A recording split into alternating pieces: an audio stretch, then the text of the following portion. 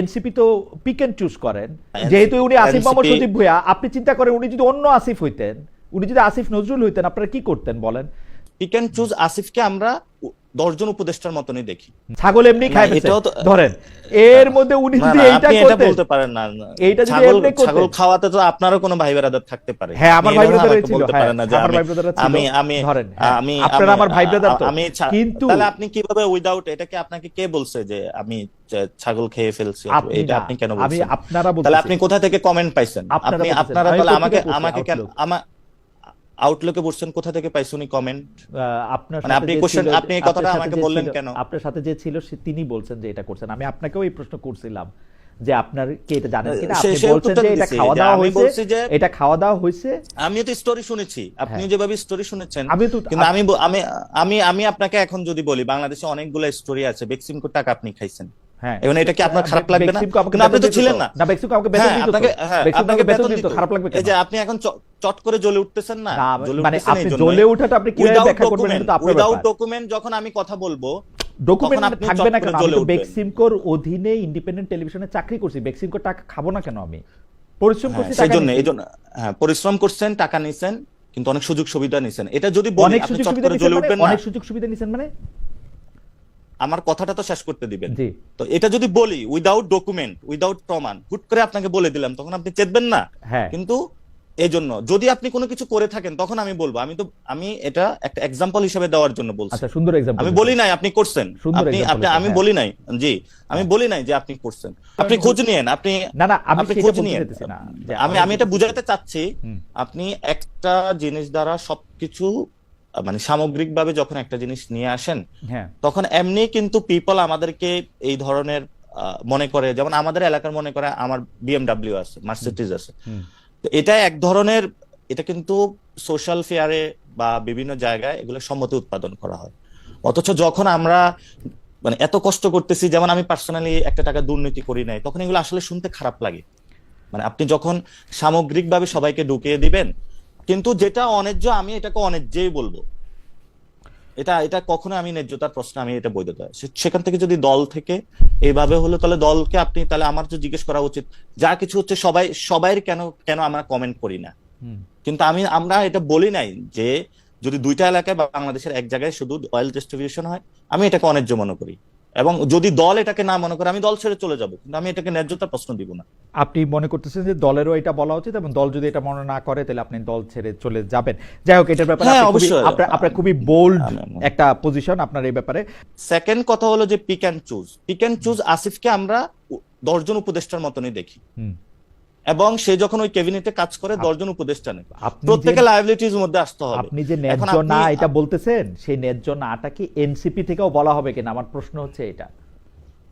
জি অবশ্যই, আমরা তো বলি নাই যে এটা ন্যায্য। আপনি কেন আমাদের উপরে চাপিয়ে দিচ্ছেন যে আমরা এটা অন্যায্যও তো বলেন নাই, বলছেন। হ্যাঁ, তাহলে বলার সুযোগটা রয়েছে, তাহলে আপনি কেন আর প্রাসঙ্গিকতা আনতেছেন? আপনি কেন ধরে নিচ্ছেন যে যখন বলতেছেন যে কয়েকজন উপদেষ্টার বিরুদ্ধে আপনি দুর্নীতির অভিযোগ শুনতেছে, আমার সরাসরি প্রশ্ন ছিল যে এদের মধ্যে ছাত্র উপদেষ্টারা এটার মধ্যে এক্সেম্পটেড কিনা। আপনি বলছেন যে এটা এক্সেম্পটেড না, তাদেরকে ব্যাপারেও এই কথা বলা হবে। তো তাদেরকে এই কথা বলা হলে, এবং আপনি যখন প্রশ্নটা এনেছেন, তখন আমি বলছি ইটস নট ফেয়ার যে আপনি যদি সরকারি বাজেটে, আপনার ধরেন সরকারি বাজেটে 100 টাকা আছে, এটা ওয়েল ডিস্ট্রিবিউটেড হওয়া প্রয়োজন। এবং কেউ যদি কোনো বাজেট বেশি নিয়ে নির্বাচনী কাজে ইনফ্লুয়েন্স করে, আমি এটাকে ন্যায্য মনে করতে, আমি এটা জীবনে আমার বৈধ, আমি পলিটিক্স ছেড়ে দিব, আমি এই জগতে আসবো না, কিন্তু আমি কখনো এটাকে বৈধ বলতে পারবো না।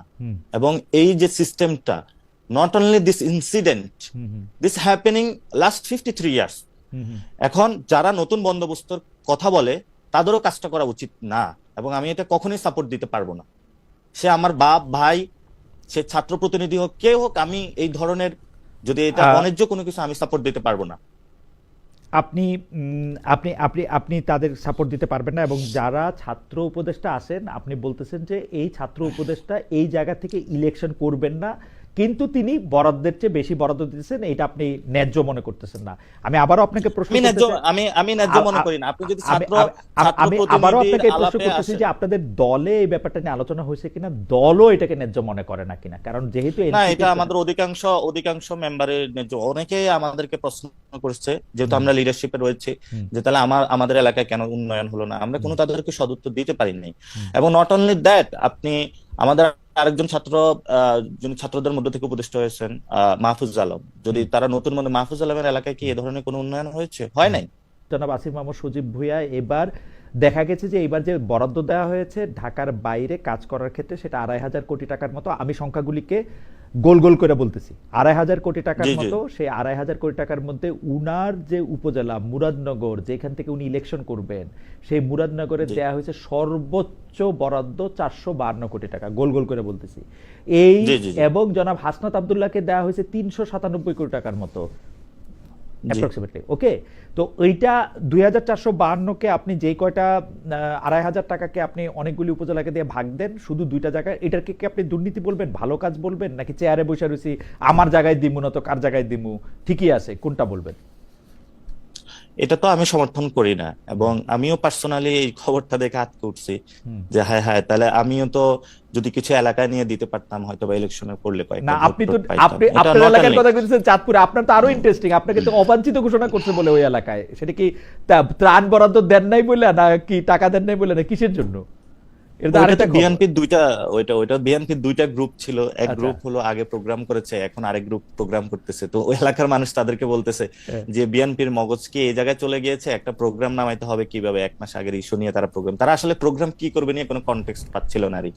ওই দিন সবচেয়ে বড় ইয়াটা ছিল জামায়াতের একটা প্রোগ্রাম ছিল 5 দফা দাবি নিয়ে। তো জামায়াতকে নিয়ে বিএনপি ইদানিং খুব ভয় পাচ্ছে। তো তারা একটা প্রোগ্রাম দিবে, কি কনটেক্সট দিবে তারা পাচ্ছিল না। তো এটা আমার ওইখানের যিনি ছাত্রদল, তার সাথে কথা হয়েছিল, এলাকার যারা ছিল তাদের সাথে। মানে এইটা বুঝতে পারছি যে এই প্রসঙ্গে আমি যেতে চাই না, কারণ অলরেডি এটা মানুষের কাছে ওরা ওইখানে হাসির পাত্র হয়েছে। তো যেটা ওইটা যদি আপনি একটু বলেন, বরাদ্দের ক্ষেত্রে আসিফ মাহমুদ সজীব ভুঁইয়া, মুরাদনগর, হাসনাত আব্দুল্লাহ, বরাদ্দ প্রশ্ন, এটা আমিও সারপ্রাইজড হয়েছি যদি কোথাও হয়। এটা আসলে বাংলাদেশের কোনো সিস্টেমেটিক প্রসেস নেই। এবং আপনি আরো আশ্চর্য হবেন, আপনি এই নিউজটা দেখেছেন কিনা, কোন মন্ত্রণালয়ের একজন সচিব তার এলাকাতে এই বরাদ্দের কাছাকাছি শুধু একটা জায়গায় তার এলাকাতে নিয়ে গিয়েছেন। এবং আপনি শুধু এটা না, যে আপনার বিভিন্ন জন দ্বারা সচিবরা তো দুষ্ট, আপনারা তো নতুন বন্দোবস্তের কথা বইলা ক্ষমতায় আসলেন। আপনাদের এখন জনাব আসিফ মাহমুদ সজীব ভুঁইয়া এবং হাসনাত আব্দুল্লাহ, জনাব হাসনাত আব্দুল্লাহ, আমি আমার জায়গাটা বলি, মুরাদনগর বা দেবিদ্বারে যদি কোনো উন্নতি হয় এটা আমারই সবচেয়ে বেশি উপকার হবে। কিন্তু ঘটনা হইতেছে ন্যায় বা ন্যায্যতার কথা তো একটা থাকতে হবে। আমি চেয়ারে বসছি, এখন আমি মুরাদনগরে সবচেয়ে বেশি বরাদ্দ দিলাম, হাসনাত আব্দুল্লাহ আমার বন্ধু, হাসনাত আব্দুল্লাহকে আমি সবচেয়ে বেশি বরাদ্দ দিলাম। এইটা যদি আপনারা প্রতিষ্ঠা করেন তাহলে মানে এটা কিরকম হইলো বলেন?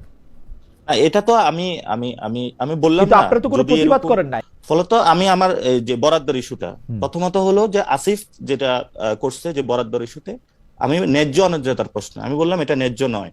বাংলাদেশের লোকাল গভর্নমেন্টের সব জায়গায় উন্নয়ন হওয়া উচিত। এবং এটাও সত্য যে মুরাদনগরে কিন্তু আসিফ ইলেকশন করতে যাবে না, তো এটাও আপনার জানা উচিত।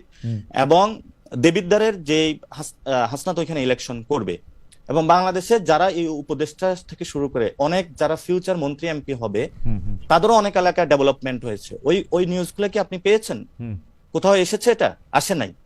এবং এই যে আপনার এই সুপ্রিম কোর্টের এই যে রেজিস্ট্রারে উনি আসাদ ভাই আছে, উনি তো থেকে এখনো ইলেকশনের প্রিপারেশন নিচ্ছেন। আমার কোনো অসুবিধা নাই, আপনি এটাকে জাস্টিফাইড মনে করতেছেন কিনা যে এটা ন্যায়? না, আমি এটাকে জাস্টিফাইড মনে করি না। আমি এটা অন্যদের কথা বললাম, আমি আপনাকে জাস্টিফাইড না এটা উত্তর দিয়েছি।